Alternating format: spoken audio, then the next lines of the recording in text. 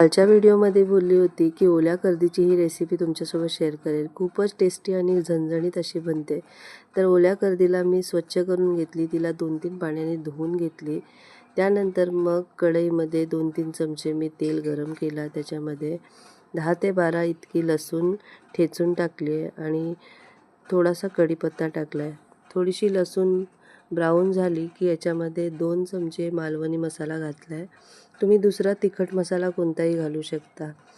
पाव चमचा इतकी मी हळद घातली आहे आणि त्यानंतर मग याच्यामध्ये स्वच्छ केलेली कर्दी घातली आहे आणि थोडासा चवीपुरता मीठ घालून, थोडा कमीच मीठ टाकायचं आहे कारण की ही कमी होते शिजून, आणि याच्यामध्ये आमसूल घातलं आहे म्हणजे कोकम घातलं आहे.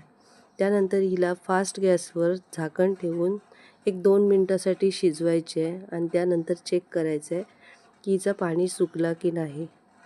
आणि त्यानंतर मग परत पाणी असेल तर व्यवस्थित मिक्स करून हिला 2 मिनटं अजून शिजवायचे. एक 10 ते 15 मिनटामध्ये ही तयार होते आणि लास्टला कोथिंबीर टाकून एकदम छान अशी ओली कर्दी रेडी आहे. करून पहा आणि मला कमेंट करा. माझ्या यूट्यूब चॅनलला सबस्क्राईब करा आणि माझ्या आय डीला फॉलो करा. भेटूया नवीन व्हिडिओमध्ये. बाय.